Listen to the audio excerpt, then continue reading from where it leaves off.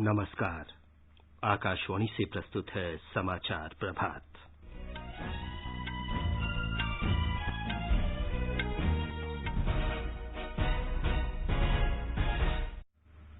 टीका उत्सव के पहले दिन कल 27,69,000 से अधिक लोगों को कोविड का टीका लगाया गया। छत्तीसगढ़ सरकार ने कोरोना के बढ़ते संक्रमण को देखते हुए 17 जिलों में पूर्ण लॉकडाउन लगाया। महाराष्ट्र में एक दिन में सर्वाधिक 63,000 से अधिक कोविड के नए मरीजों की पुष्टि। केंद्र ने कोविड की स्थिति में सुधार होने तक रेमडेसिविर और इसे बनाने में काम आने वाले औषधीय तत्वों के निर्यात पर रोक लगाई।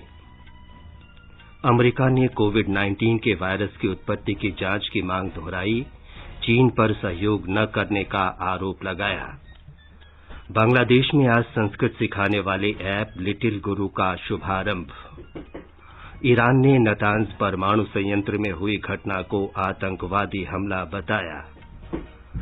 हॉकी में FIH प्रो लीग में भारत ने ओलंपिक चैंपियन अर्जेंटीना को 3-0 से हराया और IPL क्रिकेट मैच में कोलकाता नाइट राइडर्स ने सनराइजर्स हैदराबाद को 10 रन से पराजित किया।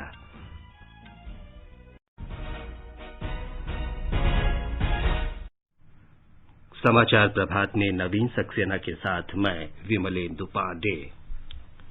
कोविड मरीजों की संख्या फिर से बढ़ रही है। आपसे अपील है कि कोई भी कोताही न बरतें, सुरक्षा के सभी उपायों का पालन करें और 45 वर्ष से अधिक आयु के सभी लोग निसंकोच टीका लगवाएं। सुरक्षित रहें और 3 आसान उपायों का पालन करें। मास्क पहनें, 2 गज दूरी है जरूरी, सुरक्षित दूरी बनाए रखें और हाथ और मुंह साफ रखें।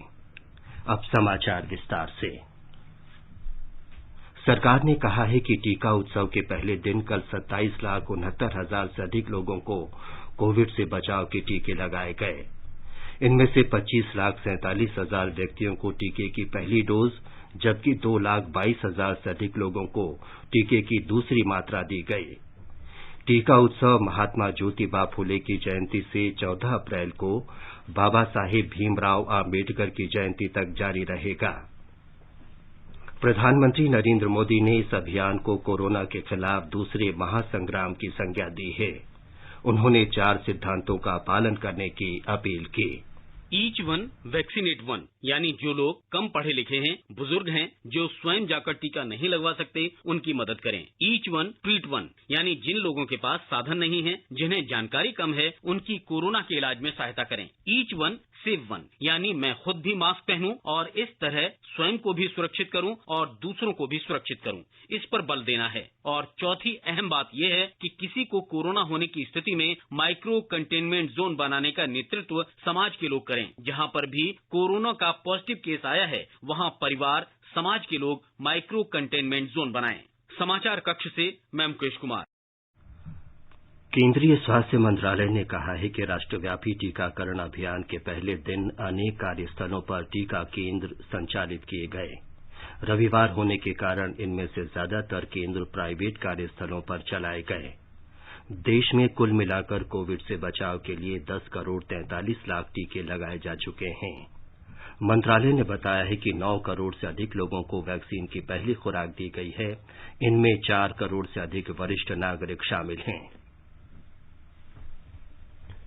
सूचना और प्रसारण मंत्री प्रकाश जावड़ेकर ने प्रत्येक व्यक्ति से अपील की है कि प्रधानमंत्री नरेंद्र मोदी के आह्वान पर 14 अप्रैल तक आयोजित किए जा रहे टीका उत्सव में बढ़ चढ़कर भाग लें। श्री जावड़ेकर ने लोगों से कोविड के खिलाफ देश की मुहिम का एक हिस्सा बनकर अपनी और अपने परिजनों की सुरक्षा सुनिश्चित करने को कहा। केंद्र सरकार ने कोविड की जांच और नियंत्रण कार्रवाई, अस्पतालों के बुनियादी ढांचे और टीकाकरण संबंधी केंद्रीय स्वास्थ्य दलों की रिपोर्ट के बारे में महाराष्ट्र, पंजाब और छत्तीसगढ़ को पत्र लिखा है। केंद्रीय स्वास्थ्य सचिव राजेश भूषण ने बताया कि राज्यों को उपयुक्त सुधारात्मक उपाय करने को कहा गया है। हमारे मुंबई संवाददाता की रिपोर्ट। महाराष्ट्र सरकार को लिखे पत्र में केंद्रीय स्वास्थ्य सचिव ने कहा है कि सतारा, सांगली और औरंगाबाद में महामारी के प्रकोप को रोकने के उपायों में सुधार किया जाना चाहिए। सतारा, भंडारा, पालघर, अमरावती, जालना और लातूर में जांच के परिणामों में देरी हो रही है। अहमदनगर, औरंगाबाद, नागपुर और नंदुरबार में कोरोना के मरीजों को भर्ती करने के लिए बिस्तरों की कमी पाई गई है। भंडारा, उस्मानाबाद और पुणे में मेडिकल ऑक्सीजन की आपूर्ति में कमी पाई गई है। सतारा और लातूर जिले में वेंटिलेटर्स खराब मिले हैं। केंद्रीय दल ने औरंगाबाद, नंदुरबार, यवतमाल, सतारा, पालघर, जळगाव और जालना में स्वास्थ्य कर्मियों की कमी होने की रिपोर्ट दी है। कुणाल शिंदे, आकाशवाणी समाचार, मुंबई। पंजाब सरकार को लिखे पत्र में श्री भूषण ने पटियाला और लुधियाना में संक्रमित रोगी के संपर्क में आए लोगों का पता लगाए जाने पर विशेष ध्यान देने को कहा है। उन्होंने कहा कि इसके लिए प्राथमिकता के आधार पर और अधिक कर्मी तैनात किए जाने चाहिए। पटियाला, एसएएस नगर और रूपनगर में भी स्वास्थ्य कर्मियों की कमी की खबर मिली है। पटियाला और लुधियाना गए केंद्रीय दलों ने अन्य बीमारियों से ग्रस्त 45 साल से अधिक और 60 साल से अधिक आयु के लोगों का टीकाकरण धीमी गति से चलने की खबर दी है। छत्तीसगढ़ सरकार को लिखे पत्र में श्री भूषण ने कहा कि रायपुर और जशपुर में नियंत्रण क्षेत्रों के आसपास पूरे एहतियात नहीं बरते जा रहे। उन्होंने कोरबा, दुर्ग और बालोद जिले में आरटीपीसीआर जांच सुविधा में कमी होने से जांच के बाद उपचार मिलने के समय में देरी हो रही है। बालोद, रायपुर, दुर्ग और महासमुंद जिले में रोगियों के अस्पताल में भर्ती होने की दर अधिक है। श्री भूषण ने बताया कि जिला प्रशासन को बढ़ते मामलों के कारण उत्पन्न मांग को पूरा करने के लिए अस्पतालों के बुनियादी ढांचे और अन्य जरूरी इंतजामों में तेजी लानी होगी। रायपुर में सीमित ऑक्सीजन की उपलब्धता और उसकी बर्बादी की भी जानकारी मिली है। बिहार में कल टीका उत्सव के पहले दिन 2,06,354 लोगों को कोविड से बचाव का टीका लगाया गया। राज्य में अब तक कुल मिलाकर 50,01,448 लोगों को वैक्सीन दी जा चुकी है। इस बीच राज्य में 3,756 नए मरीजों की पुष्टि हुई। राज्य के विभिन्न अस्पतालों में 14,695 कोविड रोगियों का उपचार चल रहा है। कल महाराष्ट्र से पटना जंक्शन पहुंचे 64 यात्री कोरोना से संक्रमित पाए गए। मध्य प्रदेश के मुख्यमंत्री शिवराज सिंह चौहान ने कहा है कि राज्य में कोरोना संक्रमण को प्रभावी ढंग से रोकने के लिए शहरों में आवश्यकतानुसार कोरोना कर्फ्यू लागू किया जाएगा। श्री चौहान ने कहा कि राज्यव्यापी लॉकडाउन नहीं लगाया जाएगा क्योंकि इससे आर्थिक गतिविधियों में रुकावट आती है। राज्य में कल कुल 5,939 लोग कोरोना वायरस से संक्रमित पाए गए। इन्हें मिलाकर मध्य प्रदेश में संक्रमित व्यक्तियों की कुल संख्या 3,38,145 हो गई है। मध्य प्रदेश में कोरोना संक्रमण से 24 और लोगों की मृत्यु के साथ ही मरने वालों की संख्या 4,184 तक पहुंच गई है। वहीं प्रदेश में सक्रिय मामलों की संख्या भी 35,316 हो गई है। पिछले 24 घंटों में सबसे ज्यादा 919 लोग इंदौर में संक्रमित हुए हैं, जबकि भोपाल में 793, जबलपुर में 402 और ग्वालियर में 458 नए मामले सामने आए हैं। वहीं दूसरी ओर 3,306 लोगों को स्वस्थ होने के बाद अस्पतालों से छुट्टी दी गई। राज्य में अब तक करीब 3 लाख लोग स्वस्थ हो चुके हैं। राज्य सरकार ने जनप्रतिनिधियों, धार्मिक नेताओं, समुदाय प्रमुखों और स्वयंसेवी संगठनों से अपील की है कि वे टीका उत्सव को सफल बनाने में सक्रिय भागीदारी निभाएं। संजीव शर्मा, आकाशवाणी समाचार, भोपाल। छत्तीसगढ़ के 17 जिलों में जिला प्रशासन ने पूर्ण लॉकडाउन करने के आदेश जारी कर दिए हैं। मुख्यमंत्री भूपेश बघेल ने कोरोना संक्रमण की रोकथाम के लिए राज्य आपदा सहायता कोष से 50 करोड़ रुपए मंजूर किए हैं। हमारे संवाददाता ने बताया कि राज्य के 28 में से 17 जिले लॉकडाउन के अंतर्गत रहेंगे।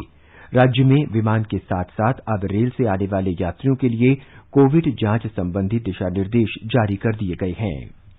इसके तहत रेल यात्रियों के पास छत्तीसगढ़ पहुंचने से 72 घंटे पूर्व कराए गए टेस्ट की नेगेटिव रिपोर्ट होना अनिवार्य होगा। ऐसे यात्री जिनके पास निर्धारित समय अवधि की कोरोना टेस्ट रिपोर्ट नहीं होगी, उनकी कोरोना जांच रेलवे स्टेशन पर ही की जाएगी। राज्य के रेलवे स्टेशनों में कोरोना जांच की व्यवस्था की जा रही है। इस बीच प्रदेश में रेमडेसिविर और अन्य आवश्यक दवाओं तथा उपकरणों की आपूर्ति सुनिश्चित करने के लिए अखिल भारतीय सेवाओं के 2 वरिष्ठ अधिकारी अधिकारियों को मुंबई और हैदराबाद में छत्तीसगढ़ सरकार द्वारा भेजा गया है। वहीं अस्पतालों में ऑक्सीजन की कमी को देखते हुए राज्य सरकार ने निर्णय लिया है कि छत्तीसगढ़ में उत्पादित होने वाली ऑक्सीजन का 80% अब मेडिकल ऑक्सीजन गैस के रूप में राज्य के अस्पतालों को प्रदान किया जाएगा। इस बीच दूसरे राज्यों से छत्तीसगढ़ वापस आने वाले श्रमिकों की सुविधा के लिए राज्य के श्रम विभाग ने हेल्पलाइन सेंटर स्थापित किया है। विकल्प शुक्ला, आकाशवाणी समाचार, रायपुर। गुजरात में कल 2,20,994 लोगों को कोविड का टीका लगाया गया। राज्य में अब तक 91,23,733 व्यक्तियों को टीकाकरण किया जा चुका है। इनमें से 10,67,733 व्यक्ति कोविड का दूसरा टीका भी लगवा चुके हैं। और जानकारी के साथ हमारे संवाददाता। टीकाकरण अभियान के दौरान अब तक किसी भी बड़े साइड इफेक्ट का कोई मामला सामने नहीं आया है। इस बीच गुजरात में कल कोविड-19 संक्रमण के 5,469 नए मामले दर्ज हुए। सबसे अधिक 1,504 नए मामले अहमदाबाद में दर्ज हुए, जबकि सूरत में 1,087 नए मामले सामने आए। राज्य में 2,976 मरीजों को ठीक होने के साथ अस्पतालों से छुट्टी दी गई। कोविड-19 के कारण राज्य में कल 54 मरीजों की मृत्यु हो गई। राज्य में इस वक्त 27,568 सक्रिय मामले हैं, जिसमें से 203 मरीजों को वेंटिलेटर पर रखा गया है। राज्य के सभी कॉलेजों में प्रत्यक्ष शिक्षण कार्य 30 अप्रैल तक स्थगित कर दिया गया है। योगेश पंड्या, आकाशवाणी समाचार, अहमदाबाद। महाराष्ट्र में कल 60,000 से अधिक लोगों में कोरोना संक्रमण की पुष्टि हुई। ये राज्य में एक दिन में संक्रमित होने वाले लोगों की अब तक की सर्वाधिक संख्या है। हमारी संवाददाता ने खबर दी है कि कल 63,294 लोगों में संक्रमण की पुष्टि के साथ इसके शिकार लोगों की संख्या 34,07,245 तक पहुंच गई है। एक रिपोर्ट।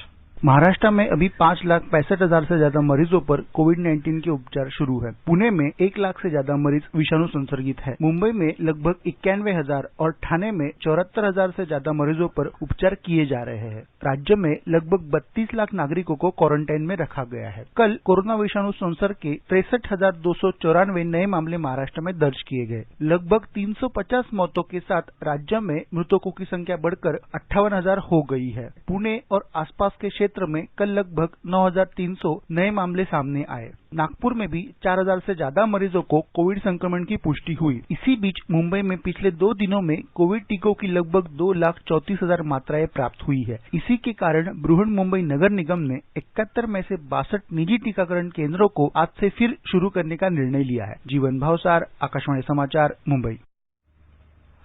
जम्मू कश्मीर के उपराज्यपाल मनोज सिन्हा ने अधिकारियों से टीका उत्सव के दौरान सभी जिलों में टीकाकरण अभियान तेज करने को कहा है। देश में अन्य भागों के साथ साथ जम्मू कश्मीर में भी 4 दिन का टीका उत्सव कल शुरू हुआ।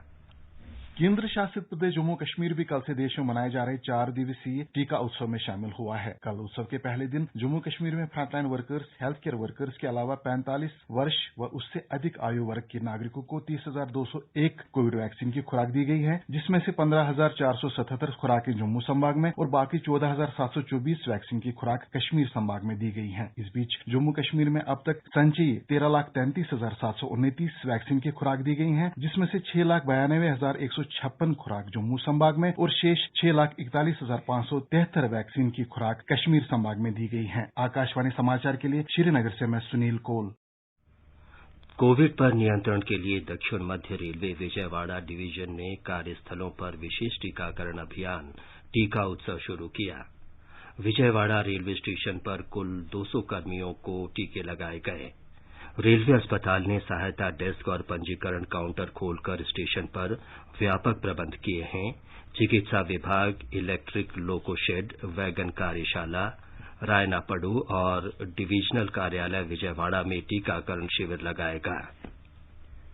केंद्र ने देश में कोविड महामारी की स्थिति में सुधार होने तक रेमडेसिविर इंजेक्शन और इसे बनाने में काम आने वाले औषधीय तत्वों के निर्यात पर पाबंदी लगा दी है।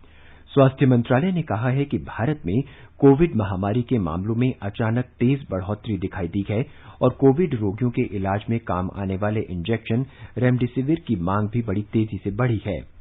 मंत्रालय ने कहा है कि आने वाले दिनों में इसकी मांग में और तेजी आ सकती है। मंत्रालय ने कहा है कि रेमडेसिविर के सभी घरेलू निर्माताओं को सलाह दी गई है कि वो अपनी वेबसाइट पर इस दवा के भंडारण और वितरकों का ब्यौरा दें ताकि इसे आसानी से प्राप्त किया जा सके। मंत्रालय ने कहा है कि औषधि निरीक्षक और अन्य अधिकारियों को स्टॉक का सत्यापन करने के निर्देश दिए गए हैं। उन्हें धांधली और गलत तौर तरीकों पर नजर रखने तथा जमाखोरी और कालाबाजारी करने वालों के खिलाफ कारगर कार्रवाई करने को भी कहा गया है। राष्ट्रीय नैदानिक प्रबंधन प्रोटोकॉल में रेमडेसिविर को नैदानिक चिकित्सा में काम आने वाली दवा के रूप में दर्ज किया गया है, जिसके बारे में साझा निर्णय लेना आवश्यक है। अमेरिका की कंपनी गिलेड साइंसेज के साथ स्वैच्छिक लाइसेंस समझौते के तहत भारत में 7 कंपनियां रेमडेसिविर इंजेक्शन का उत्पादन करती हैं। इनकी मासिक उत्पादन क्षमता 48,80,000 यूनिट है। आगे बढ़ने से पहले एक नजर मुख्य समाचारों पर। टीका उत्सव के पहले दिन कल 27,69,000 से अधिक लोगों को कोविड का टीका लगाया गया। छत्तीसगढ़ सरकार ने कोरोना के बढ़ते संक्रमण को देखते हुए 17 जिलों में पूर्ण लॉकडाउन लगाया। महाराष्ट्र में एक दिन में सर्वाधिक 63,000 से अधिक कोविड के नए मरीजों की पुष्टि। केंद्र ने कोविड की स्थिति में सुधार होने तक रेमडेसिविर और इसे बनाने में काम आने वाले औषधीय तत्वों के निर्यात पर रोक लगाई। अमेरिका ने कोविड-19 के वायरस की उत्पत्ति की जांच की मांग दोहराई। चीन पर सहयोग न करने का आरोप लगाया। बांग्लादेश में आज संस्कृत सिखाने वाले ऐप लिटिल गुरु का शुभारंभ। ईरान के नंताज परमाणु संयंत्र में हुई घटना को आतंकवादी हमला बताया। हॉकी में FIH प्रो लीग में भारत ने ओलंपिक चैंपियन अर्जेंटीना को 3-0 से हराया और IPL क्रिकेट मैच में कोलकाता नाइट राइडर्स ने सनराइजर्स हैदराबाद को 10 रन से पराजित किया। अमेरिका ने कोविड-19 के वायरस की उत्पत्ति की जांच करने के बाद दोहराई है और जांच में सहयोग न करने के लिए चीन की निंदा की है। अमेरिका के विदेश मंत्री एंटनी ब्लिंकन ने कोविड महामारी के शुरू होने के प्रारंभिक स्तर के दौरान पारदर्शिता की कमी को लेकर चीन पर निशाना साधा। विश्व स्वास्थ्य संगठन की संयुक्त जांच रिपोर्ट के बाद श्री ब्लिंकन ने ये टिप्पणी की। जांच में ये साबित नहीं हो सका कि ये वायरस कब और कैसे फैलना शुरू हुआ था। NBC के साथ भेंटवार्ता में श्री ब्लिंकन ने कहा कि चीन ये जानता है कि कोविड के शुरुआती चरणों में उसने ऐसा कुछ नहीं किया जिसे किए जाने की आवश्यकता थी। चीन ने अंतर्राष्ट्रीय विशेषज्ञों को अपने यहां पहुंच नहीं बनाने दी, जानकारी साझा नहीं करने दी और वास्तविक पारदर्शिता नहीं उपलब्ध कराई। विदेश मंत्री ने कहा कि इसका एक परिणाम ये रहा कि इस वायरस पर नियंत्रण तेजी से हाथ से निकल गया। चीन और विश्व स्वास्थ्य संगठन ने एक जांच रिपोर्ट जारी की है जिसका निष्कर्ष रहा है कि इस वायरस के किसी प्रयोगशाला की बजाय वन्य जीव से आने की संभावना है। इस रिपोर्ट के बाद अंतर्राष्ट्रीय वैज्ञानिकों के एक समूह ने भी कोविड की उत्पत्ति की नई तरह से जांच करने का आह्वान किया है। यूरोप, अमेरिका, ऑस्ट्रेलिया और जापान के 24 वैज्ञानिकों ने एक पत्र जारी किया है जिसमें व्यापक जांच पूरा करने के कदमों का विश्लेषण किया गया है। इजराइल के सबसे बड़े स्वास्थ्य सेवा प्रदाता क्लैरिट और तेल अवीव विश्वविद्यालय के एक अध्ययन से पता चला है कि दक्षिण अफ्रीका में पाया गया नया कोरोना वायरस फाइजर बायोएनटेक टीके की सुरक्षा कवच को कुछ हद तक भेद सकता है। अध्ययन में दावा किया गया है कि कोरोना वायरस के दक्षिण अफ्रीका प्रतिरूप ने फाइजर टीके की 2 खुराकों के सुरक्षा कवच को कुछ हद तक तोड़ दिया। हालांकि अध्ययन में यह सुनिश्चित नहीं किया गया कि इस प्रक्रिया में टीके की कितनी प्रभावशीलता खत्म हुई। अध्ययन में कहा गया है कि अध्ययन में शामिल लोगों में से 1% लोग दक्षिण अफ्रीकी प्रतिरूप से संक्रमित थे।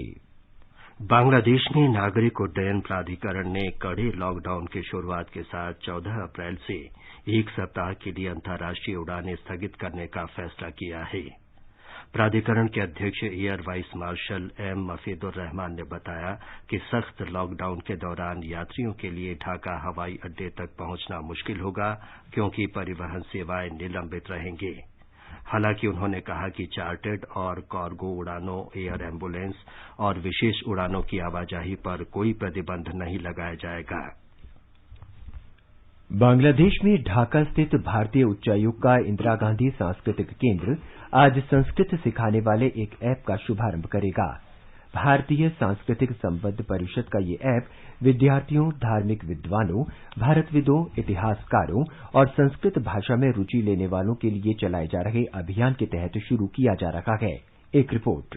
लिटिल गुरु नाम का यह ऐप इंटरैक्टिव प्लेटफॉर्म पर आधारित है जो संस्कृत सीखने को आसान और मजेदार बनाएगा। यह ऐप संस्कृत सीख रहे लोगों और संस्कृत सीखने की इच्छा रखने वाले लोगों को आसान और मनोरंजक तरीके से भाषा सीखने में मदद करेगा। इस ऐप के अंदर शिक्षा के साथ ही मनोरंजन को जोड़ने के लिए गेम्स, प्रतियोगिता, पुरस्कार जैसे तत्वों का भी इस्तेमाल किया गया है। भारतीय सांस्कृतिक संबंध परिषद को दुनिया भर से संस्कृत सीखने के लिए आवेदन प्राप्त होते रहे हैं। दुनिया के कई विश्वविद्यालयों से भी संस्कृत सीखने के लिए छात्रों की ओर से रुचि दिखाई गई है। भारतीय सांस्कृतिक संबंध परिषद ने आशा व्यक्त की है कि यह ऐप संस्कृत के प्रचार प्रसार में और उसे लोकप्रिय बनाने में मदद करेगा। राजेश झा, आकाशवाणी समाचार, ढाका। पश्चिम बंगाल में विधानसभा चुनाव के 5वें चरण के लिए प्रचार अभियान पूरे जोरों पर है। जिन चुनाव क्षेत्रों में वोट डाले जाने हैं, वहां विभिन्न राजनीतिक दलों के नेता मतदाताओं को रिझाने में लगे हैं। विभिन्न राज्यों में उपचुनाव के लिए भी प्रचार चरम पर है। पश्चिम बंगाल के दार्जिलिंग जिला प्रशासन ने मतदान का प्रतिशत बढ़ाने के लिए अनेक मतदाता जागरूकता उपाय किए हैं। दार्जिलिंग में विधानसभा की 5 सीटें हैं और यहां 17 अप्रैल को वोट डाले जाएंगे। एक रिपोर्ट।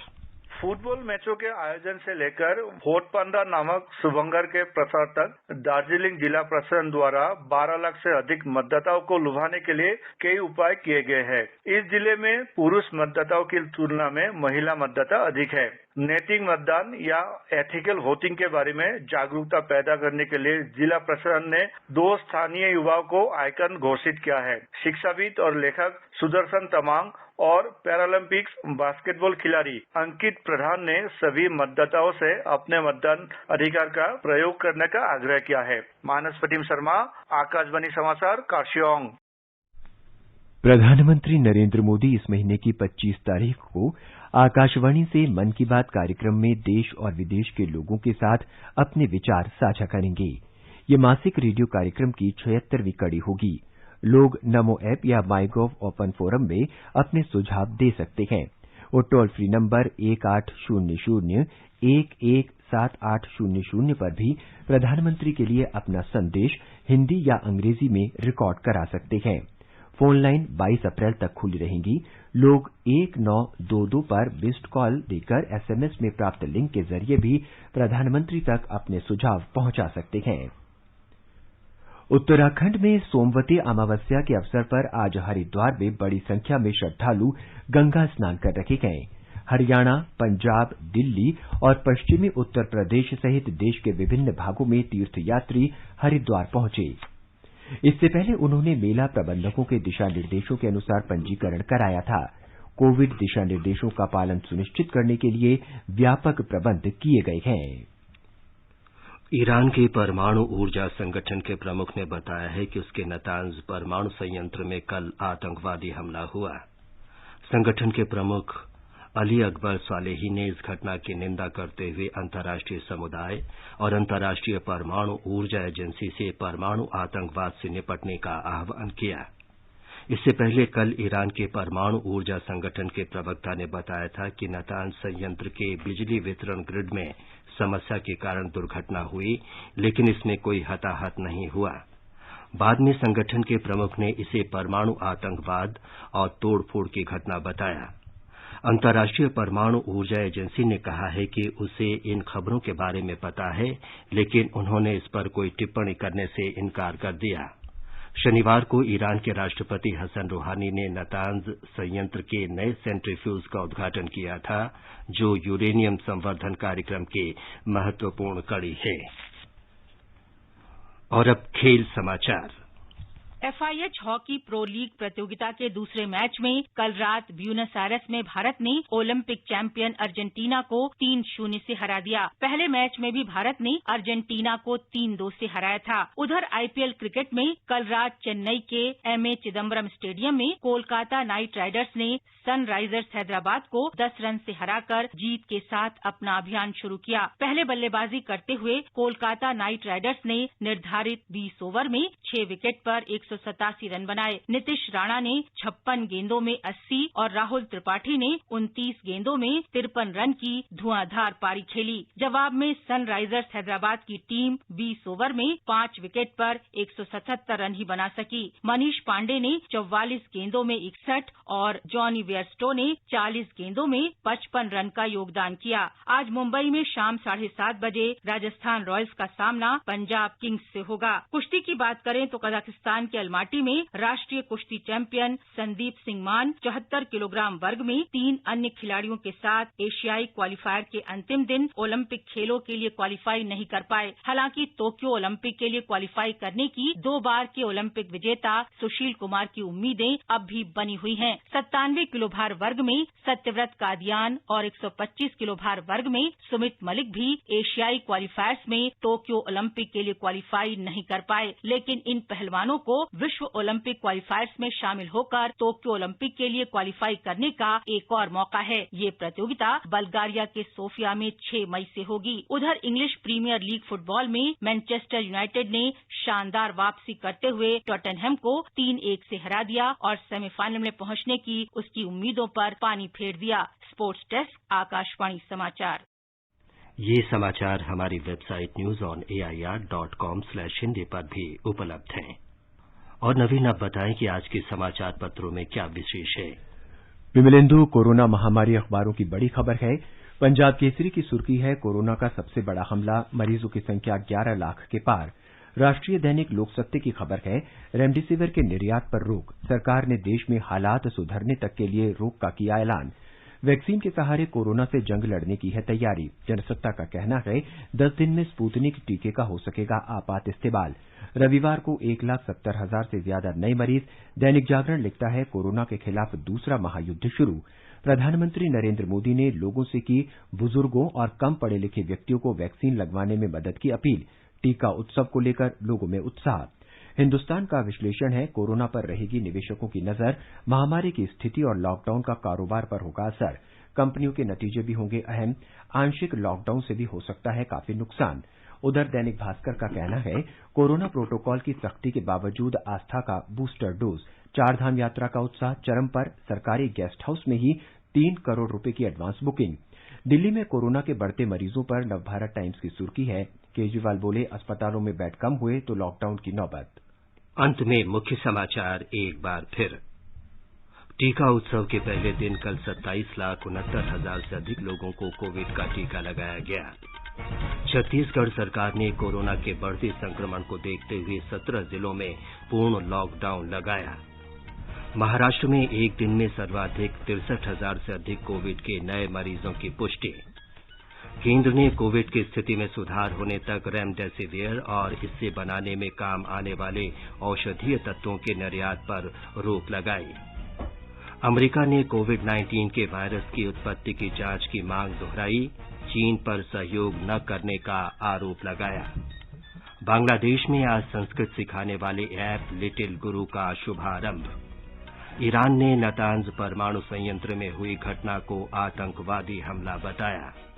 और हॉकी में FIH प्रो लीग में भारत ने ओलंपिक चैंपियन अर्जेंटीना को 3-0 से हराया। इसके साथ ही समाचार प्रभात का ये अंक समाप्त हुआ। नमस्कार।